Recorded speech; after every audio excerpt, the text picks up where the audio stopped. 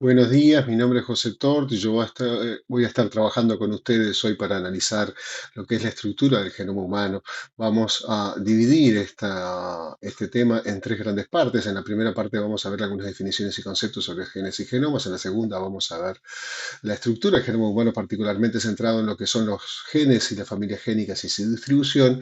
Y en la última parte vamos a hablar de otros tipos de secuencias, particularmente secuencias repetidas y su distribución y cómo éstas contribuyen a estudiar y comprender la variabilidad genética y genómica. Entonces, ya yendo a la primera parte de esta presentación, vamos a ver qué es el genoma y podemos tomar como definición del genoma qué es el contenido total de ADN de la célula. Los organismos eucariotas tenemos básicamente dos genomas, uno que es el genoma nuclear organizado en cromosomas, distintas moléculas de ADN que se organizan en cromosomas, y otro es el genoma de distintos organelos, en particular las mitocondrias, y en el caso de las plantas también el genoma de los plástidos. Pero cuando hablamos de genoma no incluimos solamente la porción codificante, es decir, no solo los genes, sino que también hablamos de las regiones intergénicas y de ADN repetidos, particularmente en el caso de los organismos eucariotas. La genómica es la ciencia que se dedica al estudio de los genomas. Surge de la confluencia de herramientas moleculares, por un lado, que llevaron al desarrollo de métodos de secuenciación, herramientas informáticas y herramientas tecnológicas. Y aquí hay que reconocer el papel de algunos personajes particulares, por ejemplo, Margaret Dayhoff, que comenzó en el año 65 a coleccionar las primeras secuencias de proteínas que se estaban obteniendo, generando las primeras bases de datos y los primeros programas de análisis y métodos de análisis de secuencias, y es considerada hoy en día la madre de la bioinformática, una de las disciplinas que integran la genómica. Por otro lado, un papel importante es el descubrimiento de métodos de secuenciación, la purificación de enzimas, la posibilidad de hacer síntesis de ADN in vitro. Todo eso terminó en el año 77 con el descubrimiento de métodos de secuenciación de ADN, donde un papel fundamental lo cumplió Fred Sanger, que ganó dos veces el premio Nobel, la primera por descubrir cómo secuenciar proteínas y la segunda por la secuenciación del ADN, junto con Max Amy Gilbert, que en el mismo año también describieron otro método que fue progresivamente quedando en desuso.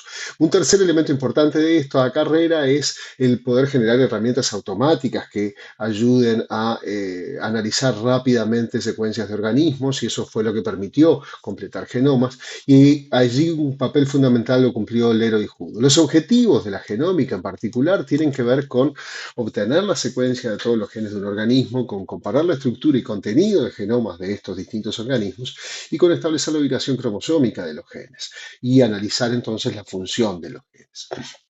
Mirado en perspectiva, podemos hablar de que los distintos organismos tienen genomas con distinto tamaño. Ya hablamos, ustedes ya conocen lo que hablábamos de valor C, que es la cantidad de ADN por genoma haploide. Y en este gráfico estamos representando en el eje de las X el valor C en una escala logarítmica para distintos grupos de organismos. Y ustedes pueden ver acá que no existe una correlación entre la cantidad de ADN de un organismo y su complejidad. Si bien los organismos más simples, más sencillos, más antiguos tienen genomas más pequeños, no hay una correlación lineal entre el tamaño del genoma y la cantidad de ADN. Vemos por acá ubicados a los humanos y, por ejemplo, la cebolla o el pino tienen mucho más ADN que los seres humanos, incluso los sapos tienen más ADN que los humanos. Entonces allí hay distintos grados de complejidad en cuanto a esto. Distintos organismos tienen genomas de distinto tamaño. Estas diferencias en los tamaños del genoma tampoco guardan una correlación entre el tamaño del genoma y la cantidad de genes. Ustedes aquí tienen presentados en este gráfico distintos organismos: el virus de la influenza, que tiene 11 genes, la bacteria Escherichia coli, 4000 genes, la mosca de la fruta, el pollo, el ser humano, la uva. Y ustedes ven que, por ejemplo, el que tiene más genes es la uva, que tiene 30.000 genes, pero su genoma es bastante veces más pequeño que el genoma humano, que nosotros tenemos alrededor de 20.000 genes. Entonces no existe claramente una correlación entre el tamaño del genoma y la cantidad de genes. Pero estábamos hablando de genes y vamos a tener que partir de dar una definición molecular de qué es lo que consideramos un gen. Y esta es una definición operacional con la que vamos a estar trabajando. Un gen es una secuencia de nucleótidos que contiene la información necesaria para la síntesis de un polipéptido o un ARN ARN funcional. Esto quiere decir que los genes pueden dar como producto una proteína o un ARN que cumpla una función, como puede ser, por ejemplo, una ARN ribosomal o una ARN de transferencia. En esta definición operacional hablamos de que se incluye la región codificante, es decir, la secuencia codificante del gen, y las secuencias señales adyacentes que indican el inicio de la unidad transcripcional y el fin de la unidad transcripcional, y esto también lo consideramos parte del gen. En los procariotas y los eucariotas las estructuras son levemente distintas. Ustedes pueden ver que los genes procariotas, el gen es, la región codificante es una región contigua, mientras que en los genes eucariotas la región codificante está fraccionada y separada por determinadas regiones de secuencia que no forman parte del producto final. A las regiones codificantes les llamamos exones y a estas regiones intervinientes les llamamos intrones. Esta es una diferencia fundamental entre la estructura de un gen procariota y eucariota, y esta diferencia fundamental, esta organización distinta de genes en procariotas y eucariotas, responde a distintos mecanismos de regulación. En los procariotas, los genes funcionalmente vinculados están físicamente asociados uno detrás de otro en operones. Estos operones son una unidad reguladora, tienen una única región reguladora formada por genes estructurales adyacentes que se transcriben formando un único ARN mensajero policistrónico porque cubre las secuencias codificantes para distintos productos genes, que luego es procesado para dar lugar a distintos productos proteicos. En el caso de los eucariotas, la estructura es distinta, los genes se regulan independientemente y generan un ARN mensajero monocistrónico, pero como estas secuencias están interrumpidas en exones e intrones, estos intrones deben ser eliminados en un proceso de maduración que aumenta la complejidad de los genomas eucariotas. Esto lo vamos a ver más adelante a lo largo del curso, pero es un elemento importante a tener presente. Entonces, estas distintas organizaciones genómicas en procariotas y eucariotas dan lugar a distintas estructuras genómicas. Los genomas procariotas en general son genomas compactos, muy pequeños, casi sin espacio entre los genes, mientras que si miramos el mismo tamaño en un genoma de una levadura, vamos a ver también genomas relativamente compactos. Los eucariotas unicelulares y los eucariotas más sencillos tienen generalmente genomas compactos, con muchos genes ocupando casi todo el espacio del genoma, pero a medida que avanzamos hacia organismos metasuarios o hacia las plantas, vemos que los genomas son más grandes y existe una enorme cantidad de ADN que está disperso entre los genes y obviamente esto que mencionábamos de los intrones incluidos dentro de los genes, de manera que los genomas son más complejos. Vamos a ver un poquito más en detalle algo de genomas procariotas. Y vamos a tomar como ejemplo el caso de la bacteria Escherichia coli.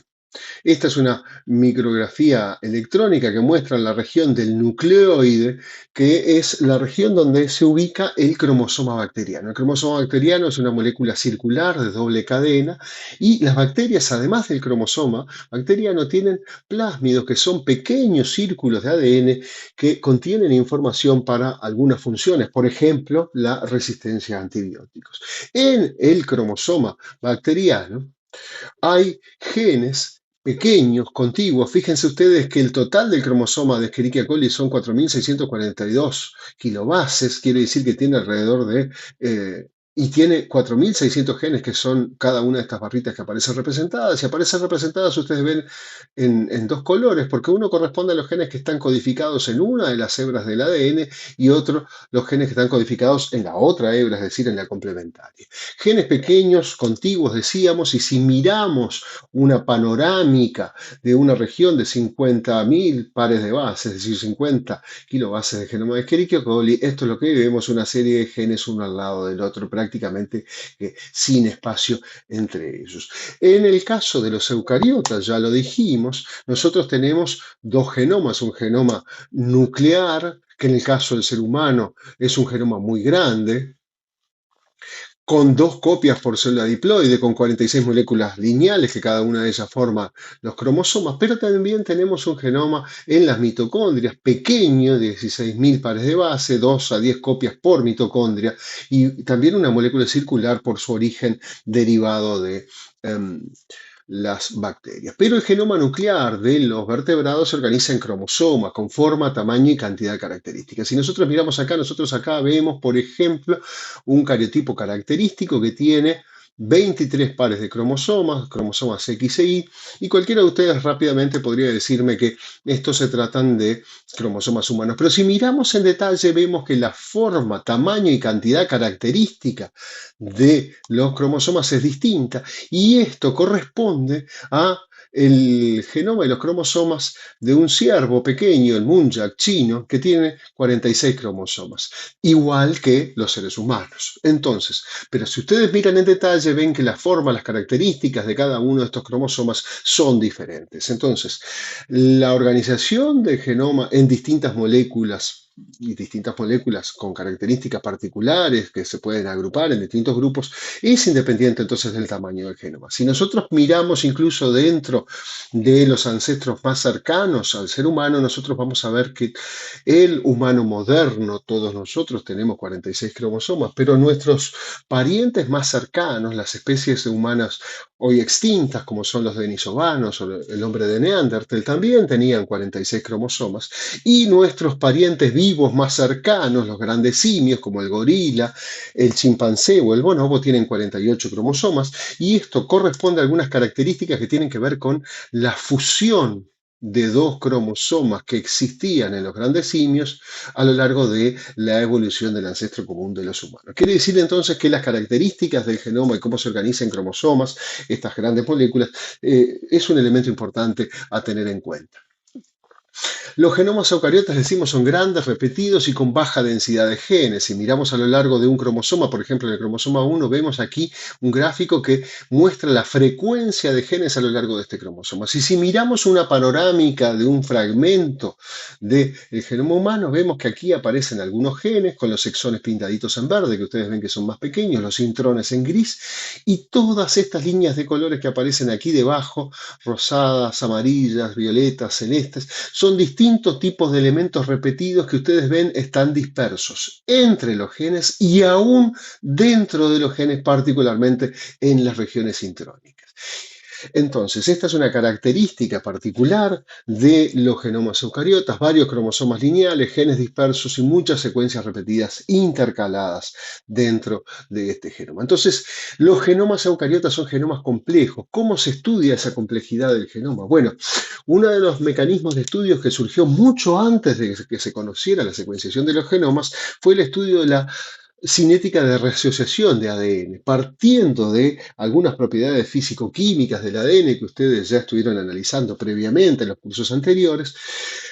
Los estudios de cinética de reasociación parten de romper el ADN en pequeños fragmentos, son fragmentos alrededor de 300 pares de base, romper el ADN mecánicamente, de naturalizar el ADN aumentando la temperatura, entonces eso permite separar las hebras del ADN, y a partir de estas hebras de ADN separados, incubarlo a lo largo del tiempo a distintas temperaturas que permitan la reasociación del ADN. Es un proceso lento, limitante, donde las secuencias van a tratar de encontrar su secuencia complementaria y comenzar a parearse. A medida que comienzan a parearse, progresivamente comienza un proceso más rápido de encontrar la complementariedad de bases hasta que volvemos a la formación de ADN de doble hebra. Esto puede ser seguido midiendo lo que son la fluorescencia de este ADN y se puede medir entonces cuánto es la proporción de ADN que ya se reasoció y cuánto no.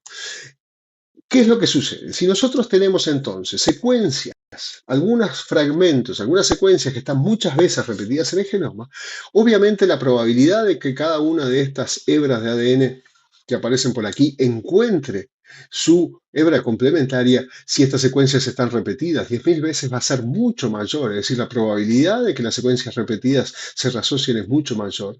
Y esta velocidad de reasociación va a ser mucho mayor que la de las secuencias únicas, las que están una única vez en el genoma, que van a tomar más tiempo para encontrar nuevamente su hebra complementaria. Entonces, este procedimiento permite analizar el genoma y generar este tipo de gráficos, donde lo que vemos es un gráfico de reasociación. Es lo que normalmente llamamos una gráfica de curva COT. Lo que estamos viendo es la porción de reasociación, la concentración de ADN en función del tiempo de reasociación, y lo que estamos viendo entonces es que hay prácticamente tres grandes fracciones en los genomas eucariotas. Esto es tomando una muestra de ADN de un ternero, y lo que vemos es que tenemos una primera fracción de ADN altamente repetido que reasocia muy rápidamente y que son secuencias de ADN, secuencias muy simples, ADN repetido, lo que llamamos normalmente ADN satélite. Esto representa entre un 10 y un 15% del ADN.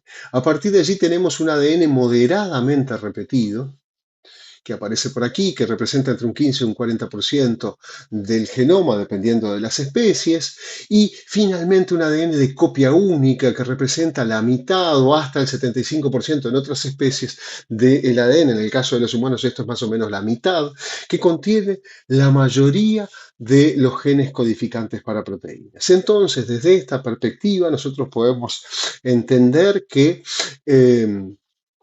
podemos clasificar el ADN si reorganizamos los distintos tipos de secuencia que tenemos entre lo que son secuencias repetidas, altamente repetidas, medianamente repetidas y secuencias únicas. Dentro de las secuencias únicas tenemos una porción que es la que tiene que ver con las porciones codificantes, con los genes, pero las regiones codificantes para proteínas son muy pequeñas y predominan sobre todo dentro de las secuencias únicas también otras regiones que tienen que ver con los intrones y con otras regiones de ADN que de secuencia única que no constituye los genes. Y dentro de las secuencias repetidas tenemos una serie importante de secuencias repetidas que están dispersas en el genoma y que han tenido a lo largo de la evolución la capacidad de movilizarse, de las cuales vamos a hablar después, que podemos clasificarlas como lines, cines, elementos de origen retroviral o transposones a partir de ADN, y otros elementos de secuencia simple, de repetidos simples, que vamos a analizar más en detalle más adelante. En definitiva, nosotros podemos clasificar el ADN en el genoma humano y vemos que lo que está vinculado con los genes, con la porción codificante, representa alrededor de un cuarto del genoma humano, pero la porción codificante en sí, los exones, las regiones de los genes que codifican para proteínas, ARN funcionales, por ejemplo, ARN ribosomales o ARN de transferencia, representan entre un 1,5, del genoma, y el resto son regiones reguladoras y regiones de intrones que, como decíamos, forman parte de esos genes. Y por otro lado, los repetidos forman parte de la mayor parte del genoma humano y es lo que vamos a estar desarrollando y analizando en más detalle en la próxima parte de esta discusión.